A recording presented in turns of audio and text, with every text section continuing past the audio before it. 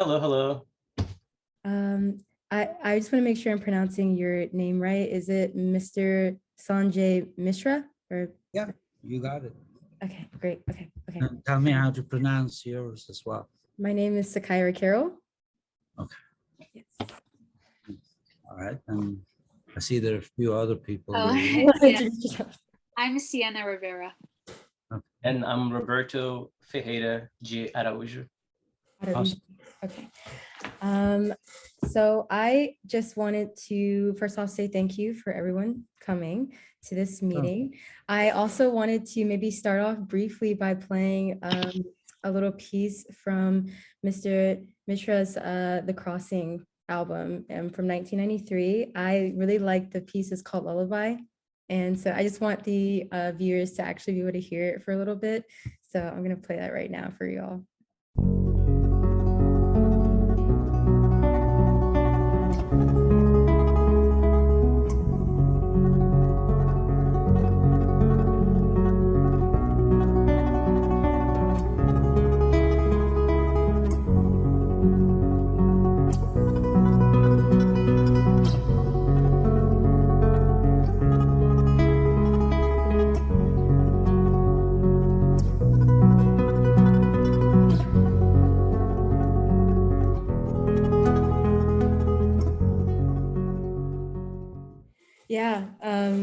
Yeah, I just wanted to. Well, that's interesting to hear after so many. Really? You haven't like looked at it in a while? I'm hearing that literally after almost 15, 17 years. Wow. Wow. It's really, really pretty. It's like, whoa. And then I immediately go into analysis mode and, it's almost like somebody else. I'm going, oh, that's nice, or that's not nice. Or Oh, no. so I've sort of lost the pleasure of listening to music, which comes with part of being a musician. You sort of lose the enjoyment, if you will, of just approaching music just for fun, as opposed to, starting to think, well, how, Yeah, dicing it, slicing it. on the side of a composer rather than like an avid listener. Is that what it Yeah, is? yeah. I think most musicians and composers feel the same way.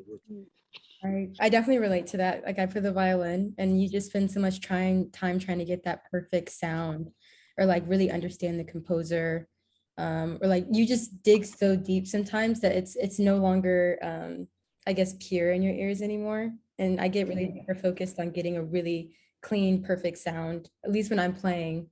So it kind of you can't, it gets harder to appreciate the wonder of it. Well, I mean, there's so many aspects. So I wanted to just do some introduction. Mr. Mishra is a guitarist composer, and he ends up combining a lot of his multicultural identity as like an Indian American within his music by mixing the Eastern and Western influences. And I think that just from what we just heard, he finds like a really great middle ground for that. He's a graduate at the Peabody Conservatory of Music, and he released his first album in 1993. It was The Crossing, which was the opening again. And he also came into public acclaim with his collaboration with Jerry Garcia from the Grateful Dead on the album Blue Incantation in 1995. And the raves that the reviews that I saw, it just talked about like a lot of rich traditions of the Indian classical music and bringing it onto a modern scale. And he also is a film composer for the French film Port Jima and received the Lifetime Vision Award at the Hamptons Film Festival. And the film also won the Silver Bear at the Berlin Film Festival. And Mr. Mishra is also the author of an instruction book, Guitar Atlas India, and he also records and releases music with various labels. And he's also currently the head of the music recording technology program at Nova, which I did not know that. So yeah, it's really great to have you here, and we all appreciate that. of course, thank you. And then I want to introduce you to Sianna Rivera. So a Disney stan at heart, Her love for film and film scores began in early childhood, like a lot of us. And so she knows all the words to it, of course. It's embarrassing. And it's her last semester at Nova, and she plans to take off back to her home state of New York to pursue a career in screenwriting and acting. So, welcome. Hey everyone. And then I have Roberto Araujo, and he was born in Rio de Janeiro, Brazil, where he studied cinema. I cannot pronounce the university name. And he directed a short documentary called Images from the Unconscious. And he also has directed a short film called Torture, which was screened on Nova's campus. And he works on a lot of different short films with classmates and friends. We actually just finished a production together the other weekend, so that was great. He currently attends Nova's cinema program, and he's always hunting for new film opportunities. And I think that you just also finished your short film Unconscious, which is the first one that you wrote in the English language. So congratulations on that. And some fun facts: he loves camping, graphic novels, painting, karaoke, and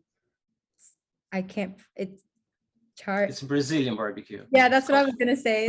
Yes, churrasco. So it's great to have you all here, and I just kind of wanted to, play that little piece and get your thoughts moving on film scores. And I guess really, do you have any scores or pieces, or we can even go as far as soundtracks that really have been important to you, or that you really gravitated towards when you did watch a film, or just anything like that?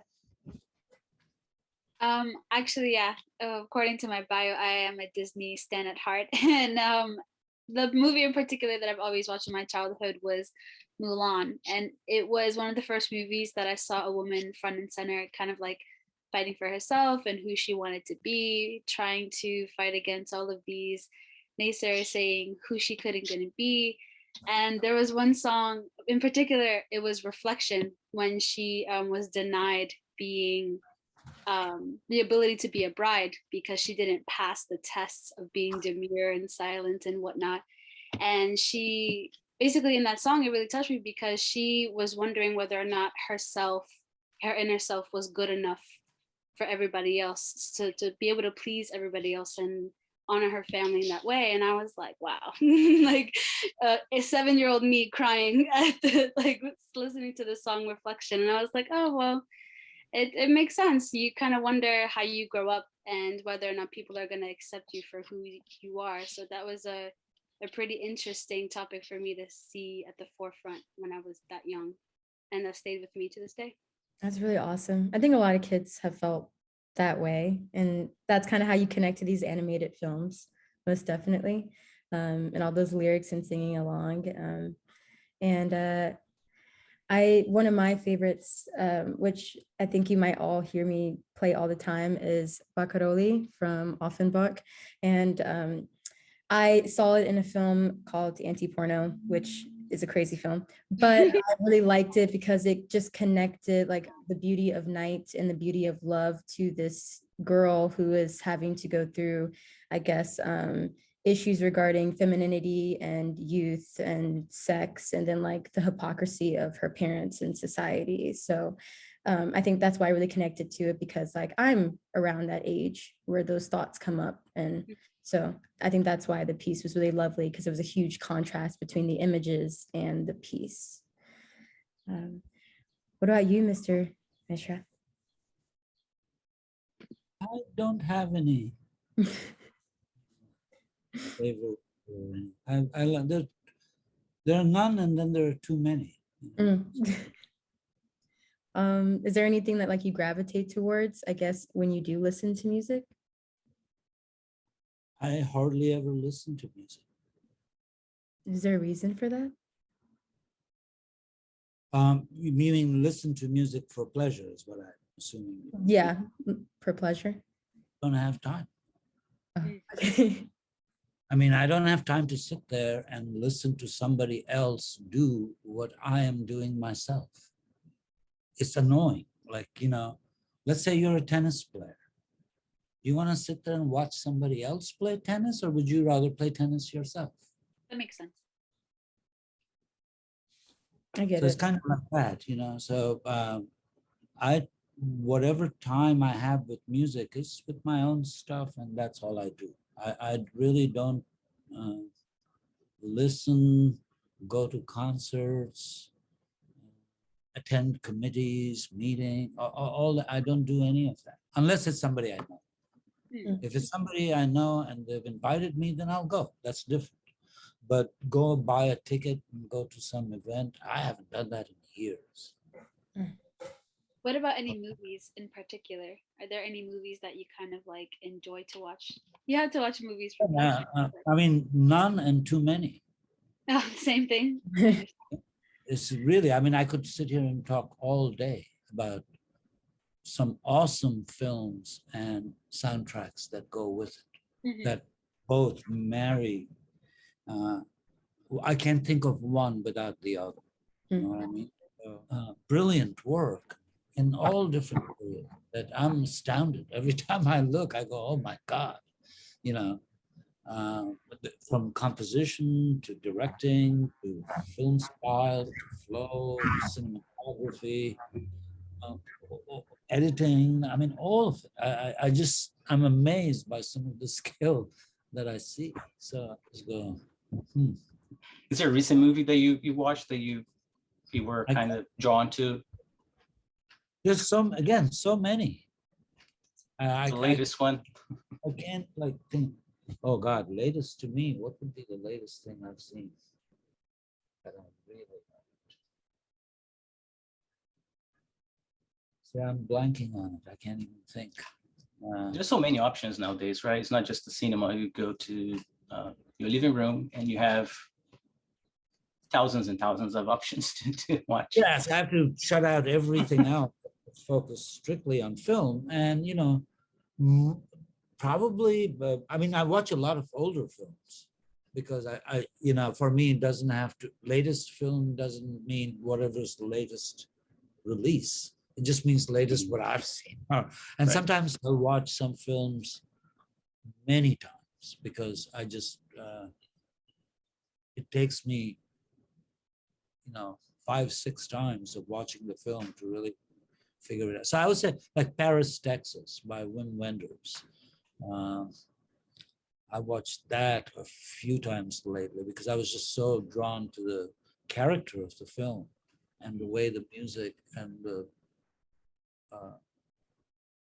you know, the raw desert of feel of that part of the country and the way it, you know, Wim Wenders. I mean, I'm a big fan of Wim Wenders, so you know, so every one of his films, really, from starting from Wings of Desire to all the way to, you know, Paris, Texas. I mean, some I could pass, but those two really stand out, both for their brilliant scores combined with amazing filmmaking, and rightfully both won huge awards. What year were they released? You'd have to look it up on Wikipedia. Or Oh no, yeah, I meant like this is not like recent. We're talking about Paris, Texas, like 70s. 80s. Paris, Texas. No, Paris, Texas, I think was around somewhere in the 90s. And no, Wings of Desire was somewhere in the 90s. Because you have to now associate who I went to the movie with. Oh. Then I figure out, okay, oh, so that was around that time. Right. And so I think that was probably around 91, 92. I would think, I don't know, you know, sometimes at that time, there was a theater in Georgetown that showed art film, so to speak. And I don't know if they were necessarily the most current films, but probably were, you know. I think Wenders released that around that time. And so that had a very avant-garde classical type of score, you know, string quartet, very, very, very beautifully, and all in German. So it was interesting because there was translation, of course, but you know, it's just nice to hear the flow of the language. You know? Even if you don't understand, I don't think you have to understand the language necessarily. Every word of what it means, a flow says a lot. And that combined with the, you know, captions underneath help me out, and I can get a sense of it. Because really, when you're watching a film like that, a lot gets lost in translation. So, you know, you try to make up for that a little bit. There's culture, there's, you know, time period, as we were talking, there's, you know, style, etc., etc. I think one of the directors I admired, I think he passed away recently, Bernardo Bertolucci, Italian. He's made a lot of well-known films, but it's not absolutely current. Obviously, he's dead. But, you know, some great music, great composers. He's chosen really grand venues. And in an interview, he, you know, he talks about a particular film he had made, which is, again, a movie I really love, The Sheltering Sky. And in that film, he said, you know, he filmed it in the Sahara. And he said, every time he had to take a shot, he said, just the beauty was so unbelievable that he said there was no way he could capture it on film. So that was the agony, was what he called the agony and the ecstasy. He said the ecstasy was that the fact that he could even capture 5% of it was enough for him, you know. And it's shot like incredibly, because the first part of the film is all gold in color, and he calls it, it belongs to the sun or the day, and it belongs to the male character of the film. And the second part of the film is all at night, in a full moon night in the Sahara. And he says that is the more, you know, the blue part of the film. And, you know, to have thought through all that and scheme and to work that all out in an incredibly grand location. Absolutely. I mean, you know, you're talking, you don't even have to do anything, as you say, just place the camera, that's it. And the rest just does itself. The question is, where do you point the camera? Right. Yeah. And when we're talking about time periods, as we were earlier, Paris, Texas, it's amazing how not only important visuals are today, but music is in the same playing field of importance. But when we go back to the 1920s and 30s, music wasn't even like a dominant place. Like music had no dominant place in the theater, especially because this alien-like technology, which was film, it was first coming out, and everybody was so encaptured by what was seeing on the screen, and then the orchestra was like, you know, off to the side doing their thing. And well, of course, wasn't also an ability to record all that. Right. You know, the technology to capture all that and reproduce it. Yeah. Was, so yeah, exactly. So it makes sense why that was sort of like like overshadowed, but music has come a really long way since then. I think, yeah. I'm glad you think that. Because I mean, you guys make films, right? So Right. I find that, you know, at least in my experience, most filmmakers, for them, music is an afterthought as far as budget goes. You know, when everything has been paid for, then they go, oh, we got to get music. And how much money do we have? Oh, nothing. Right. Because buying the rights to those songs is like, it's a whole journey in itself. You know, it depends on what you're getting, but somewhere you have to budget that in there, right? Yeah, absolutely. That will cost some money. Right. And a lot of times people, I think, just pay more attention, as you were saying, to the visual side. Yeah. Like that's what I found really interesting, just doing a lot more research on just sound and music in general. It's at the beginning of the day, this did begin as a novelty, but people get really bored quickly. And so they had to drive a lot of innovation to the scene. So that's where, you know, it wasn't, they couldn't really get on site sound because that was way too difficult technology wise, and then having to arrange the actors and not mess up everything. So they did a lot more music, like you were saying, Sianna, with the orchestra literally being a full in front of the audience. And it was also used to distract the audience really away from any errors that were in the film. The noise projector was super loud in there because it was all in the same room. And so, yeah, going into like Western culture in general, like you said, music was an afterthought. And I still think to some degree today it is, an afterthought. And in ancient times, the arts were actually thought of as separate entities before like the Renaissance. So music and dance and drama. And so they were seen as always being in competition with one another, not really embedding themselves in each other. And doing some research into like Indian films, these things are actually all together. The act of dancing and singing in film. But in Western culture, it took a back seat for many reasons, and they just wanted to use it just to promote their films, get the novelty back going. And it was basically designed for audiences to never notice that there was really a film score. It was just meant to enhance the visual material and then shut out distractions. And that also was interesting because it led to composers and people getting new career opportunities, because you have to imagine they're sitting in front of this film, having to look at the film, and then on cue with this large ensemble play, and get, still keep the flow of everything and not mess up on their own, which I can't imagine how difficult that is. I've been in that situation. So I guess in that aspect, like, we are kind of greedy. We're very used to like those extreme visuals and this really loud, intense music and all those things. Oh, absolutely. Surround sound. You can have that in your own basement. You don't have to go to the theater anymore for that. You could just hook it up and absolutely be like enthralled in an entire movie setting and ambiance. And the music really helps with that. And it's cool how, like, even though there was that first beginning period where music was kind of like taking a back seat, in the golden age of film, we actually started noticing that more film scores basically were becoming more popular because the compositions actually became the standards for the certain genres of music that we know today. Like, for example, like Western films were big around that time, especially, and they had themes of like honor and heroism.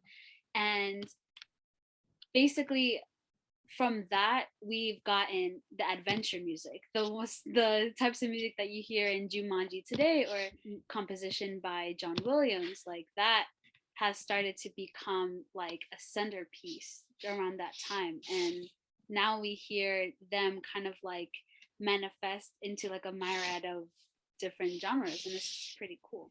And I really wanted to get more on the composer's perspective on, just films and music, because again, I do think that music, for whatever reason, has always been seen as like a lesser than element, although it's such a really great nonverbal communicator to the audience and for the plot and the cues. And so that's kind of where I wanted to get to Mr. Mishra and his perspective and his emotions when he goes about composing, especially for a scene. So I guess I want to start a couple questions for you. We're just really lucky to have you here. I mean, your work is extensive and it's incredible and very thought-provoking, in my opinion. And I enjoy how it showcases your own culture. And so that's a part where my research got a little lackluster, because I feel that a lot of articles usually only pertain to the Western culture. People don't really seem to be interested or put as much thought into everybody else's film industries and what they brought to their own countries. And so that's where we wanted to kind of pick your brain a little bit about that aspect. And so I just kind of want to ask, like, why did you even begin composing? Like, where did that come from for you? Well, the first film I ever played any, and really for me, composition and playing are one and the same thing, because I don't live in the world of separate composer, like the Western classical world, which is the composer and the performer are two separate people, right? So for instance, Beethoven wrote great music, but he didn't play it himself. There are other great pianists that played it, and same with modern music. The composers themselves don't play anything. There are performers who play, who interpret the works of the composers. And that's a very different system from Asia and even jazz, where the composer and the performer are the same person. Meaning it's the person who's playing who also wrote the tune. You know what I mean? Although in jazz, I would say they improvise around a standard, so it's really not their own tune. They'll take something like, Autumn in New York or, or what have you, and then make up their own solos around it. but it's still around a set, very well-known song. You know, a good film score, I think, is essential to any film. I don't think you could have a silent film, really. I mean, you could, of course, and it would be a hell of a statement, I would say, because, you know, you don't get silence anymore. Anyway, by the way, it's very difficult to find silence. They actually have rooms that are called silent rooms, even in airports, because you just can't find silence. I mean, if you think for a second, if you just stop talking and just completely be quiet, you'll be amazed how much sound is going on, you know, but you just don't hear it anymore because you're very conditioned, right? I mean, if you think about it, every living thing on this planet, every single one of them, is communicating via sound. From the teeniest little bug to the biggest whales, we all use sound to communicate. Now, if we listen to it, that's another thing, right? So I don't know what your original question was. I drifted off so far away. It was how you began composing, but I liked what you talked about. Everything has sound to it. Like when I was doing some research, this one person, a composer, they said that every moment in a person's life is continuously underscored by music. From our birth to our weddings, to our death, celebrations, wars, victories, even casual listening at home in films, iPods, ambulances, calls, prayers. And I think that this is my fear. Yeah. This is exactly my fear. This non-stop barrage. You know, I joke around in some of my classes that my only refuge left was the gas station. Like when I was pumping the gas, there was no sound. And even that is now gone because there's a big screen trying to sell me something, full volume. And so I find that very annoying that people can just, and North America is really great. Go to Asia or somewhere. Oh my God. I mean, I don't know how people even function, because I just go, how do you concentrate on anything? Because the level of noise around you is just unbelievable.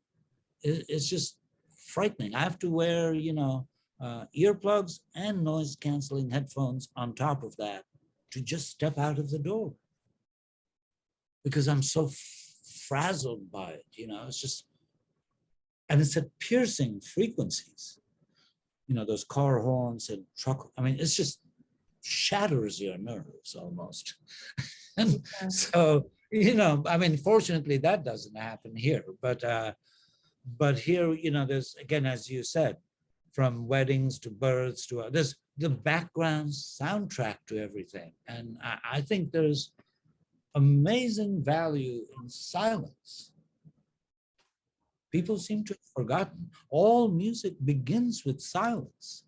Every piece of music has to begin from silence. We must consider the silence as part of the music.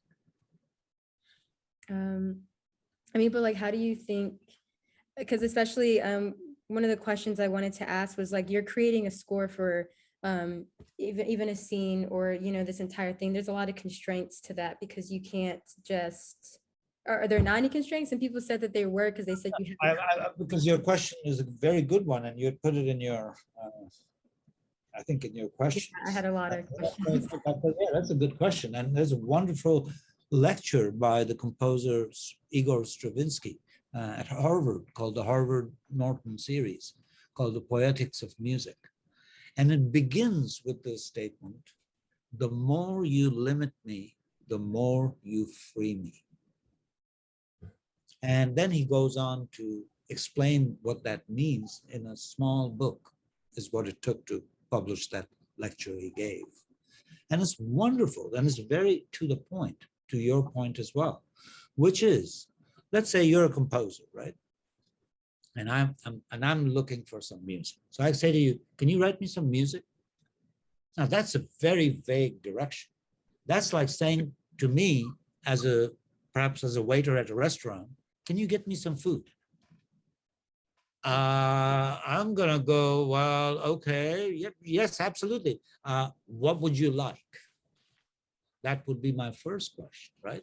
Are you looking for breakfast, lunch, or dinner? Are you looking for something light? I mean, then from there, you're gonna have to narrow it down, right? Because total freedom, we can function. So if somebody came to me and said, write me some music, I would go, okay, well, what is it for? That would probably be my first limitation. So then they say, well, it's for, blah, blah, blah. Let's say it's for a film. Then I would go, okay, well, what kind of music are you looking for? Second limitation.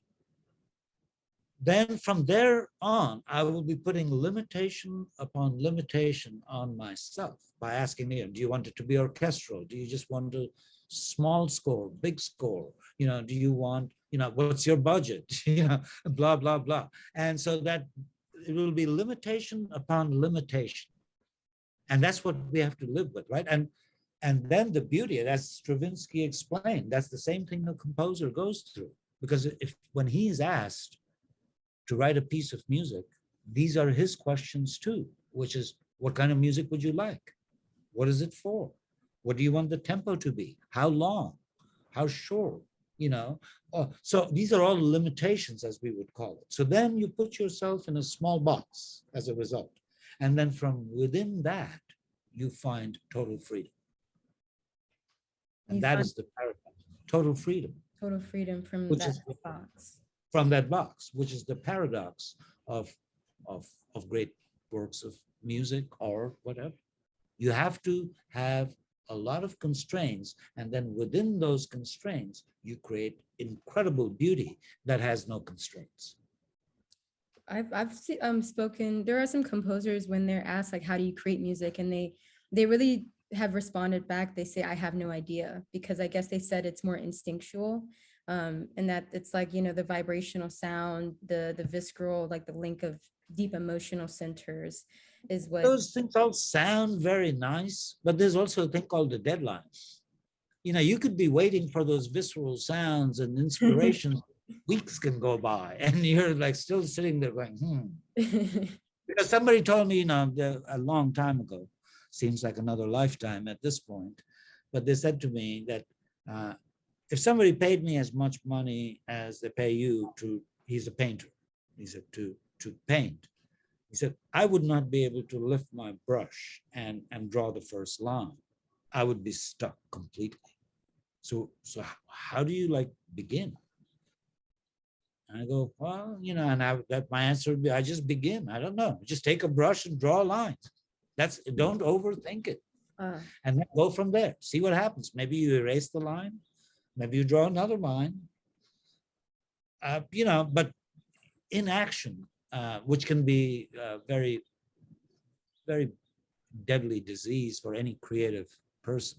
The, stagnation, inaction, writer's block, as some people call it, just the inability to break through a wall or obstacle.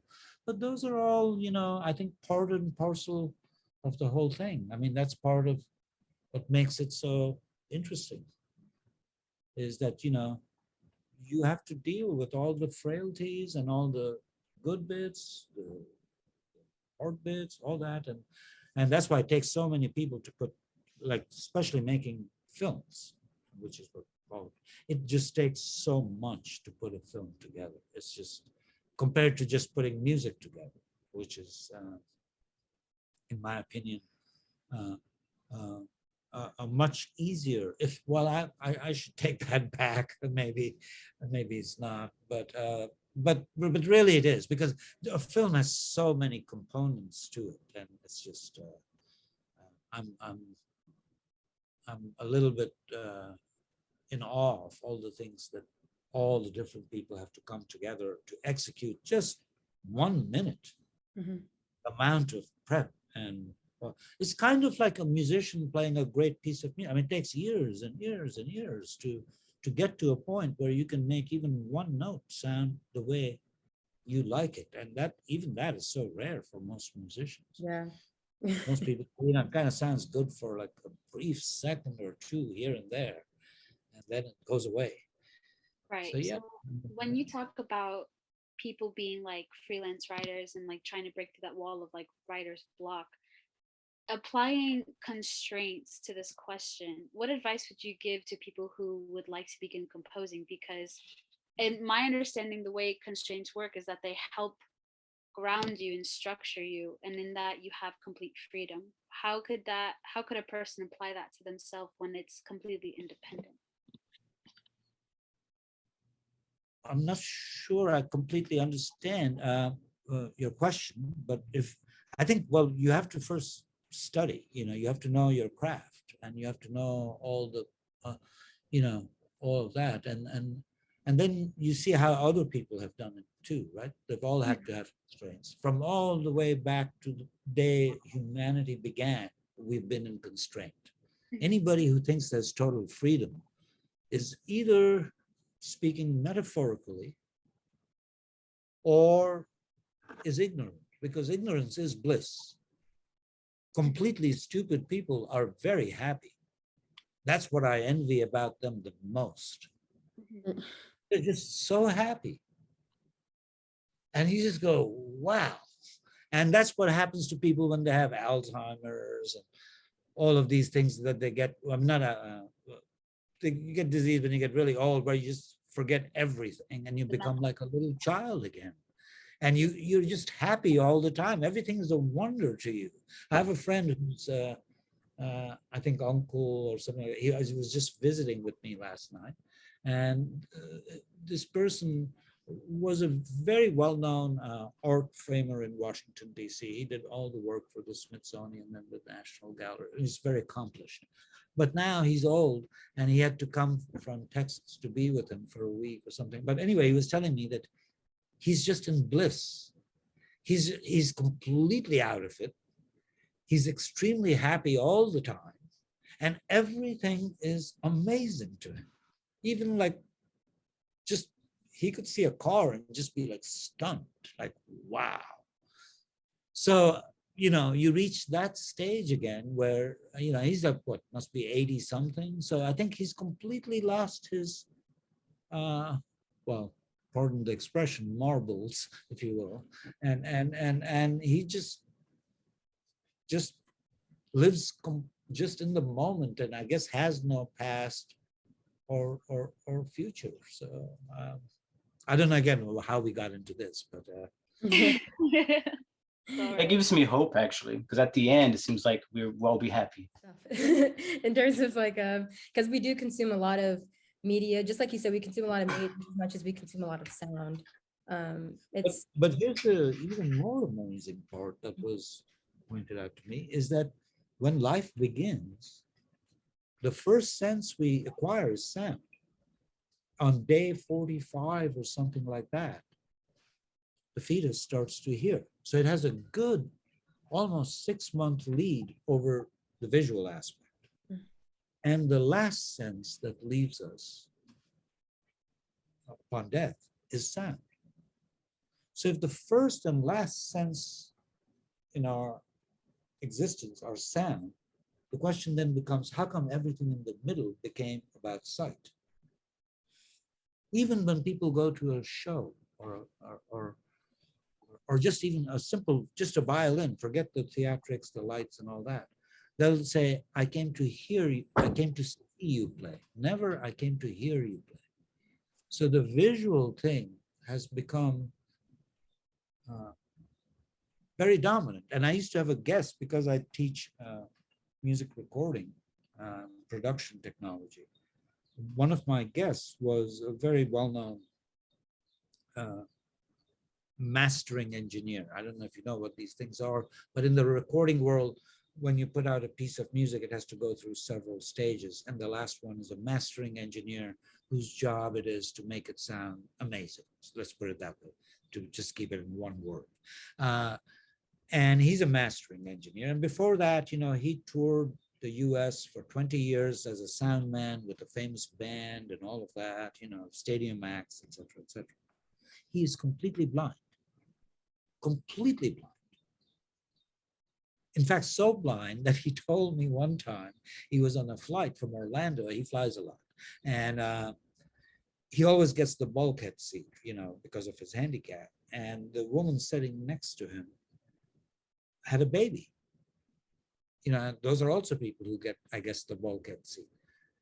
And he said the weather was really bad. See, he can't see anything, but he had figured all this out because I'll tell you in a second. And he said, the woman said, he said, you know, this is how he died. He said, the gal sitting next to me had a little child in her lap. And I knew she didn't have the child strapped in. I'm thinking like, how, you know, you're not even able. So then he goes, the plane takes off, it hits an air pocket. And he says, the baby goes flying out of the mother's lap. And he said, I jumped up and I grabbed it. Now, I don't believe that. yes. So he won't make up anything. So he says, the stewardess comes up to him when the, you know, things have calmed down. And she says to him, exactly how blind are you? And he looked at her and he said, I see black. Oh, wow. So then she goes, well, how did you then know? Right. Basically, what she's saying is, how in space and time did you know exactly where that was? I mean, how's this even possible? And he would look at my class and say, I can't believe you guys live in a visual world. Because he said it is so challenging. The amount of distractions you have visually are just frightening to me. He goes, the ear can recreate an entire universe for you. Everything, all the information is in the sound. Everything you need, it's all there. You can recreate if you just know how to hear. So he said, I knew exactly, I mean, he really, I mean, there's a reason why he's such a well, you see, when we were building our studio at Nova, he put in part of the equipment that we have there, these really fancy, well, not fancy, but very critical and super expensive monitors, speakers. And when we do this, we usually have a few microphones, a computer, and the computer has a graph, a frequency graph, and you can see all the frequencies. And they play something called white noise, which is just like, sounds like a fan. And all the frequencies should be equal. And that's when you know it's right. Nothing should be favoring, you know, complete democracy, if you will, meaning everybody's equal. And that stuff costs a ton of money because everybody's not equal in the world of music, just like in real life. So to get that flat line, you've got 6 or 7 people in their 20s and 30s who are part of the crew, who are sitting with this computer screen. And there's my friend over there who's like almost 60 now, completely blind, and he's the CEO. So, and they're looking at him like he's a god. And, you know, he's just standing there and he's calling things out.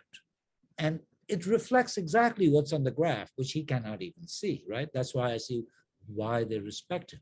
But anyhow, we had a frequency at a particular point that was rising up a little bit. Setting frequency is a weird thing. It's like a Rubik's Cube. You fix one here and then something else goes up there and so on. So anyway, we had a little problem there, and these kids were not able to figure it out. And he just said, Sanjay, do you have like a piano cover or something like that behind that area over there? And I looked at him and I said, no, there's no piano cover, but there's a bunch of backpacks and coats. He goes, move all those out. Now you have 15 people in the room who can all see. And it took a blind person to say, hey, you move that stuff out, and there it was, flat after that. He knew exactly a small piece of just stuff in a room, how that affected the environment. This is super sharp hearing, which is what you need to become an audio engineer. Just like making films, you have to understand perspective, lighting, all these different things. I mean, I remember, I think Breton was asked, what's a great photographer?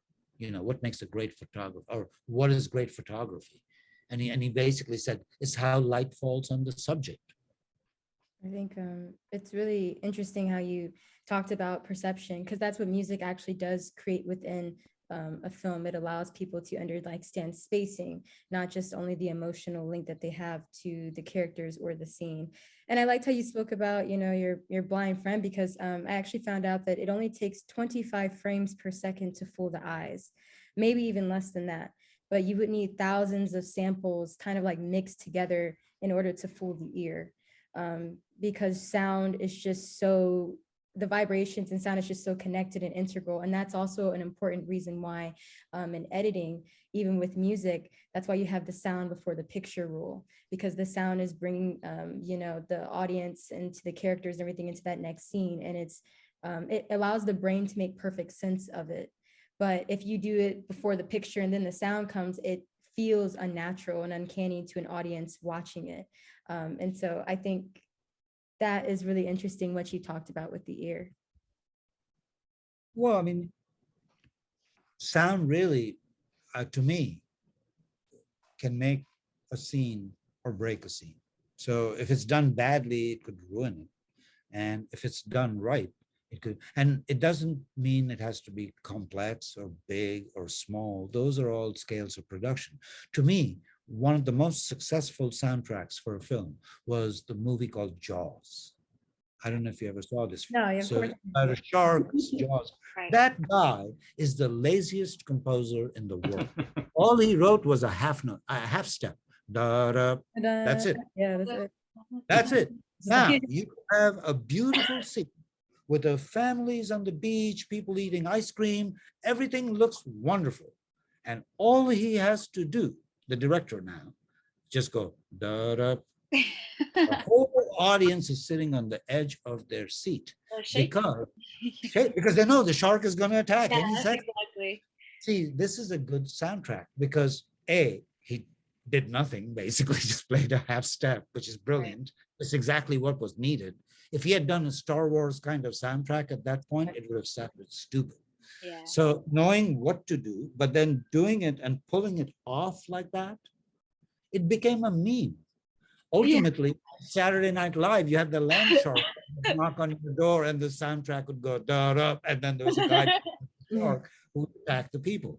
So, that soundtrack is a great example of how music can change an entire scene. And I remember I took a class with a British composer when I was an undergraduate last century, but Sir Richard Rodney Bennett.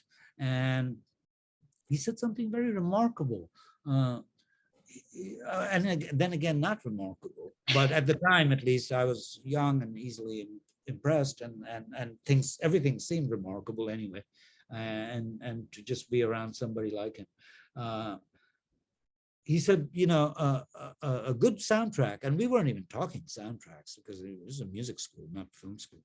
He said, a good soundtrack should say something that is not visible on the screen. Right. Sad scene violin is like, that's 1930s. That's so easy. It's easy to. It's too cliched. It's too obvious. It's too stupid. People are going to laugh at you. It's like writing a piece in the style of Mozart today. People just think it's funny or a parody. Right. Because why would you do that? It's just dumb. But nobody does it anyway. So thank God for that. But anyhow, so yeah, I think Jaws and other great scores have always, to me, shown something that is not readily apparent. I think it's interesting that you mentioned just like something as simple as the Jaws theme, because I was looking at how like movie music goes into like the mood, and it gives that audience like a sense of substitution. It connects them to like the social environment, or even giving them historical context. I thought a really great example would be like The Great Gatsby, the one that was in 2013, where it was playing Jay-Z's No Church in the Wild. You know, Jay-Z is this huge rapper, and he just has like really dramatic drums and beats. And it was kind of showing that jungle environment of New York with all these rich people who are all very fake, but have a lot of money, and then have a lot of affluence and power and corrupt. And so it was interesting that they used this very modern piece to define the 1920s, and showing it in like that world over 100 years ago. And so I feel like that scene that you just talked about, Jaws, it's like this happy family sitting on the beach, and then the audience knows what's coming because they can connect it just naturally with the music playing. And it's providing new information. Because you could, you know, when people make films, they have a vision, right? They're more clear, I think, perhaps than most other types of art I've seen. They already have the whole thing kind of worked out. They have the storyboard. They have a very good idea of, because I always wondered, how the hell do you create something so big and so massive? You know, how do you guys do this? So they were like, yeah, it's not that hard. I'm like, yeah, right. It's easy for you to say. And it's like, well, it's just, how do you play all that stuff? It's like, well, yeah, well, it's not that hard. Exactly. Well, it's like, well, there you go. But I said, well, then tell me, what is it? So how, you know, how do you create this big picture? And then I think you start with these little blocks and they work it all out. I think they really think it through. But we were talking about something else, and I went off on another tangent about Sienna, because so many things, you know, you open doors that lead to many doors, you know what I mean? And then I just go, oh God, you know, there could be this, this, this, this, because again, there's so many options. But I was talking about style. And when a film director comes to somebody like me, at least when they have, or in the good old days, at least, they would come to me because they want a specific kind of music. There are people who want big scores. They want, you know, the Star Wars, the big trumpets, the horns, the huge brass section, fanfare, da, da, da, da. And then I work with a lot of these European type filmmakers who don't want that. They particularly tell me specific, don't give me that Hollywood crap. I don't want that sound. I don't want big brass trumpets, Star Wars. I don't want that. I want something really intimate. I remember with this, you mentioned Paul Gema earlier. That director, Eric Hoyman, came to me and said, I want a soundtrack that does not belong to any one particular culture. Mm. I said, okay. How do you do that? And well, he decided that I could do it, but not me, because when his agent is, you know, these big time filmmakers have agent upon layer upon layer. So the first time I met him was his emissary from Paris came over to my house in Arlington, Virginia with a videotape. And he said, you know, will you watch this? And I was like, there, put it in. He had called me on the phone and had asked if I could come over to, you know, blah, blah, blah. And I said, nah, I have no interest in going to Paris right now. So, because I was busy with other things. And so he said, okay, I'll send somebody over. And I said, all right, you know, whatever. He said, they'll be there tomorrow at 11 in the morning. So, whatever. Give me a call if you need a ride.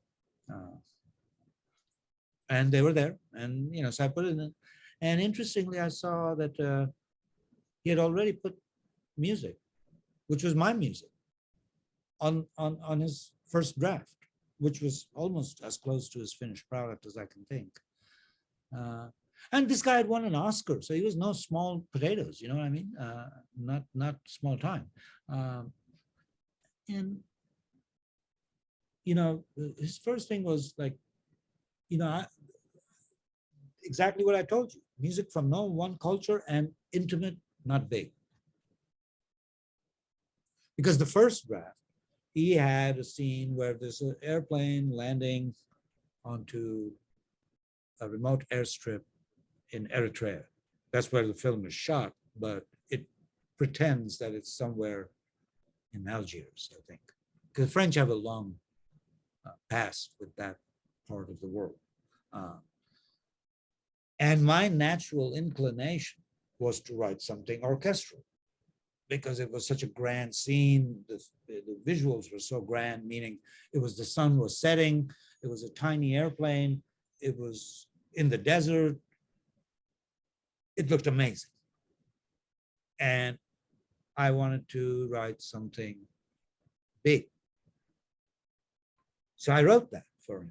And then I gave him the small option too, because I knew he was a big fan of this intimacy and all of that. He especially despised like people like John Williams, Hans Zimmer, people I loved. He hated them. He hated all of them. So I was like, okay, I get it. You don't want like anything. You just like, no. So, because in conversation with people like him, I get into like deeper areas as you were talking about, so like, how do you go about writing music for a film? So I told him I have to see it because I believe that things have vibrations. Everything in this universe vibrates. So everything has a vibration. I want to see what's in your scene.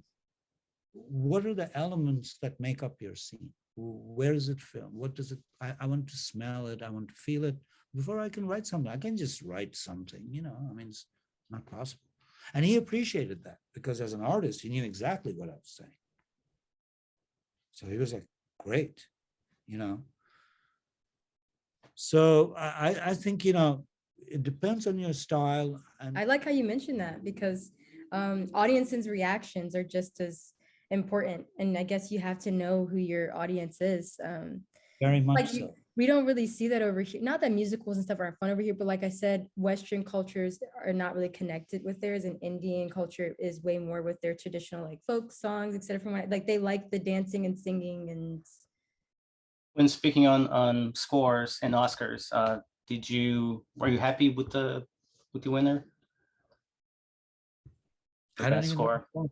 I don't- Dune. I don't know if you watched that one. For me, it was just loud. Dune? Dune, yes. I watched in theaters and it was just loud. It was Dune is an loud. older film, isn't it? Yeah. Oh, the they- remake. Oh, the remake. the remake. Yeah. Okay. Yeah. No, sadly, the only part of the Oscars that I did watch was the slap. What's the slap? that- Come on. And that to the next day. How So when I heard of everybody was like, you haven't seen that? And I was like, seen what? what? Yeah. And like, oh my God, you got to watch it. You got to watch it. You got to watch it. All my students were like, oh, you got to watch this. So I was like, okay, let me watch it. Because I like Chris Rock. Because I think Chris Rock is a pretty funny comedian. And comedy is a pretty brutal world. I mean, I don't know how people take it, but I guess it's part of fame when people ridicule you like that in public. And this happens to all famous people. They even have things called roasts where people just come up and talk awful stuff I'm about having you. a roast for my wedding, so Oh my God, I don't know how you can stand it. funny. It's gonna be funny. Like It's not funny, it's like totally like insulting and intimidating. Like, I don't know. oh my God. Because they all know No thanks. so they I don't Well, they know you even worse because then you go, that's what you really thought of me all this time? Yeah, right? This is what you really thought I was, that you kept under wraps all these years, and now it all comes out. So I mean, but in terms of like, because I know we're talking about emotions, and so definitely audiences. let me say this. You guys are all filmmakers, so you're gonna edit this, right? Yes. Yeah, I'll edit it. Yeah, please assure me that you're editing it because I'm, some of it is like Yeah. just probably plain boring for somebody else. No, this was actually like probably the funniest part with the Will Smith. 'Cause Is there, we need the editing tools, modern digital editing. Show your skill at modern digital editing. I have a ton, those programs, they're I think it's fascinating because music is so involved. We're so involved with is very interesting to me because there was a time when, somebody asked you to write some music, you basically put it together, you hired a bunch of musicians, you did a little draft piece for them, you played it for them. And the director heard it. And after 5 seconds, he goes, I hate it. And now you have to scrap the whole thing and start again. And that's at your expense, whatever you incurred to get that far. And you start again. Now, I mean, not now, since I would say reliably since 1995. You play now, instead of hiring an orchestra, you make a little score on a computer program Yeah, like it's Finale really or easy. something like that, and you play them that as the scratch and say, if you like it, I'll get musicians to come in and play the real stuff. And they look at you in shock and they go, no, this is fine. Don't bother with the rest. I mean, this is good. Can we just have this? They're like, why are we going to bother with musicians? And I mean, this thing sounds amazing. Just can you polish it up a little bit? And their only thing is like, can you make it shorter or longer? Or can they don't even have any other concerns and make it sound more, bombastic or more in the background, depending on their need, usually both, depending on the scene, I think. With But going back to Bollywood, in Bollywood, I've seen this technology go awry. It's gone insane. So it's gone so insane. I'll give you an example. They'll have a scene where one person is talking to another, just over dinner. And what is the background music? A massive digital orchestra with gongs, cymbals, horns, brass. And I'm just going, do you understand how stupid this sounds? I mean, just a little violin or a little guitar would have been just so nice. And perhaps a little stereotypical. I'll take that. Maybe it's a bit of a stereotype, intimate scene, quiet, intimate music. Okay, but my God, do we have to make it sound like universes are colliding? Unless we are, which is great. I mean, but you know what I mean? That's so when I first saw that, I said, here's a situation where we've got a guy who knows very little about movies, who knows very little about music, but has a PC with a bunch of pirated software and samples. Because again, I'm speaking from experience. And he's sitting in his room going, oh, he's just amazed that this computer can make these huge sounds. So every opportunity he gets, he just goes for it. He pushes the pedal to the metal, as they say. He goes all the way. And the rest of India goes, yeah, we live life to the max. Right. That's a big saying over there. We live life to the max. And I'm like, the max only makes sense if there's a minimum too. It's all relative. If everything is max all the time, we just become immune to it. Right. So in that case, so if you're going to have this huge score over a dinner conversation, what are you going to do when the hero dies? What have you saved for that scene? If you show your biggest hand, you bring out a cannon to kill a mosquito, so to speak. Well, then when the dragon appears, what are you going to do then? Right. So in that case, the music doesn't really help the narrative. No. Yeah, so I think it depends on style. I was talking about when she asked earlier my first score, it was for a guy in India who actually knew me when I was 15 years old, and he said, I know somebody who can, because there was a time when film directors over there thought they could do it all. I mean, they could film it, they could write the music, they could record the music. They did everything themselves, especially in some niche film industries. And this guy just came to my house and said, look, hey, you want to come and play something? And I had no idea what he was talking about. I was like, sure. I'm a kid, right? So I just get him this, oh, you're going to like drive me there? Wow. Oh, and I even get like some snacks and a drink. That's so funny. Awesome. It's a great day. So, I show up there and I remember this old, I mean, we're talking India in the 60s or something like that. And so we're basically, it's like the equivalent of the West in the late 1800s. Oh, wow. So, because technology is like 100 years behind. It used to be, So you got this giant, like Soviet era tape recorder with knobs that are the size of like, tires basically that they're turning. And it all sounds pretty horrible. But you're a kid, you just play some crappy. I didn't even know we were doing a film score. That guy today is a famous movie director whose films have been shown internationally. He's won all kinds of awards, whatnot. And I was just like, wow. So finally, the US government invited him to Washington, D.C. for a film festival where he had won an award.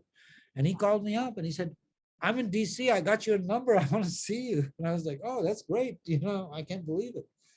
Why are you here? And he said, oh, my film being shown at this place is something Smithsonian or something like that. I'm like, oh, the Smithsonian. Oh, okay. So I guess the government's picking up the change. He's like, oh yeah, they flew me out here and they've gotten me a hotel. So when could we, meet up and all that? And anyway, I found out that particular film of his, see, this is again so brilliant. When you want to get something done, you get it done. When I watched this film, and the ending I thought was incredible because this is what he did. To make a long story short, in the film, this family from a village comes into the big city to try to make it big, the same old story, and then can't, and then tries to get back to the village and is having trouble because they're at the end of their rope, and there's a big river that separates everything. And in the end, they don't even have money to take a boat across the river, so they have to literally swim and against the currents, and they almost much drama. But this is what that's part of requirement of Indian movies. But in the end, he just switches to stills. It's all still shots, and the drama at this point is that his wife is pregnant, and they're not sure in that crossing. And that's what the title of the film is, The Crossing, same as my CD. Yeah. Whether she, because I was very influenced by the movie, and whether the baby died in the crossing, and so he switches to stills where he shows the woman kind of turning over on her side, and the background music, by the way, is just a heartbeat telling us that the baby's alive. So he did interviews in Paris for the French television because he won an award for the film over there, best film or something like that. And he said, they waxed poetic about the ending. So finally, when I said, man, that ending was awesome. He goes, dude, I ran out of film. Oh. I only had like X amount of film left, and I still had to tell this much of the story, and I had no more film or money. So we all sat down and said, what do we do now? And then somebody said, well, let's switch to stills. Like we have enough footage to shoot, 40 or 50 frames. And let's put a heartbeat. And, from there, they got creative with it. And that became, see, this is what I call a happy mistake. There is a shot like that on 400 Blows. It's the last scene of the kid running on the beach, and it's the last scene, it's the last shot, and the kid looks at the camera, straight at the camera, and instead of just cutting before, the director just goes all the way in and freezes the frame, and that's the end of the movie, which was brilliant, right? Right. Happy mistakes.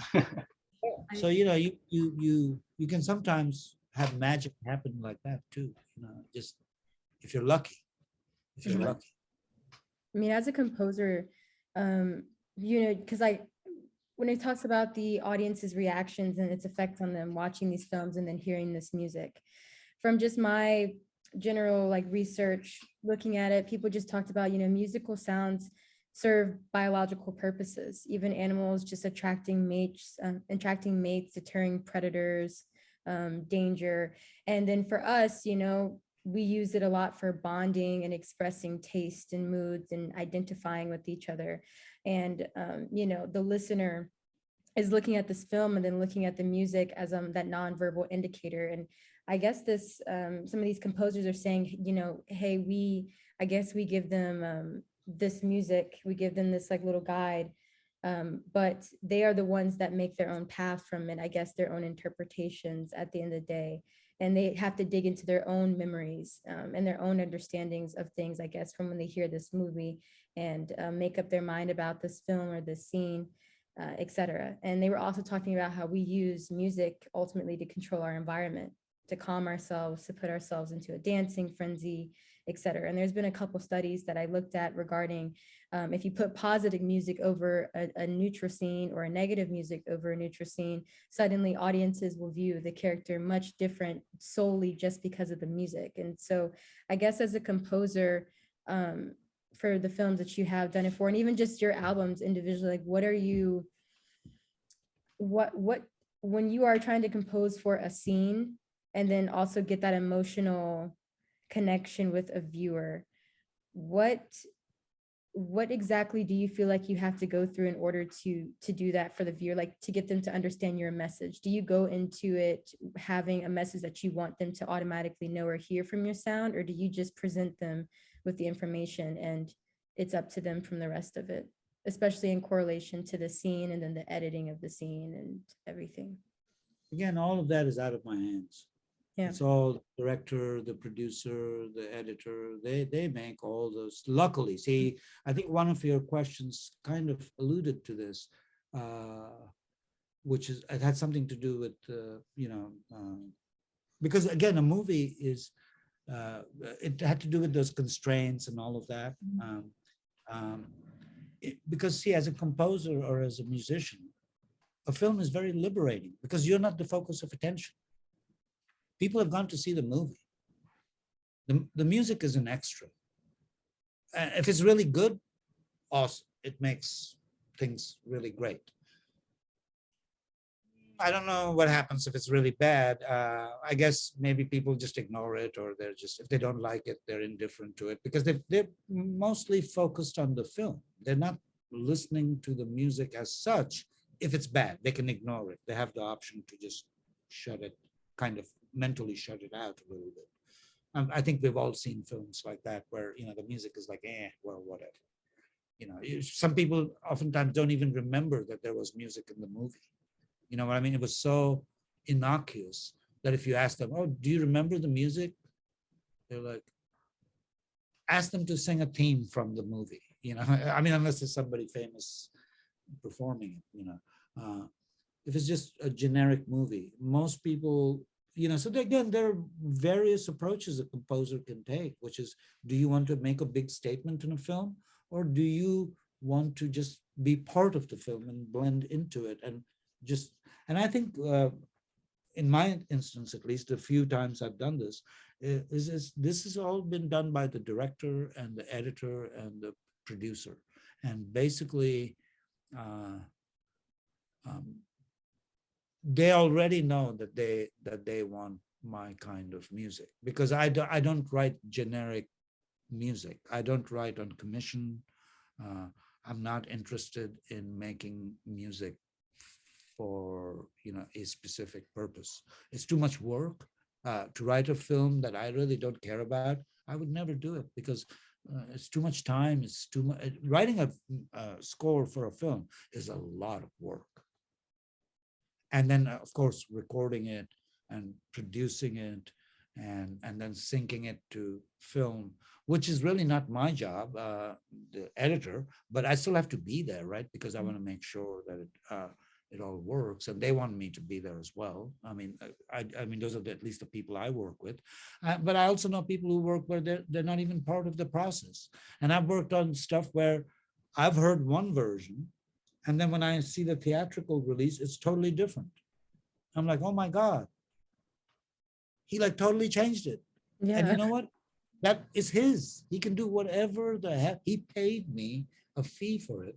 And the first time I learned that lesson, I was shocked. I was just like, oh my God, he took away, he cut it up, he rearranged it, and it was really done. I mean, I still remember the girl who did it, Isabel Didiu, and she was brilliant.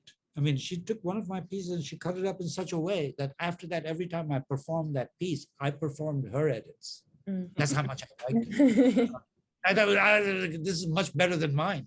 So I really like so the first time I heard it, it was done so smoothly. I was like, wait a second. Did I just hear rewind? I need to check that out. I was like, yeah. I'm like, wow, that, and then I couldn't help but admire the skill of the person who did it. So I was like, but again, the people making the film were over in Europe, so, and they were busy in the edit suite, busy working out the finish. So I didn't have time to take my phone call, nothing. I mean, they were like in isolation, I was told. I was like, oh, really? I was just a great artist, right? They're all in isolation.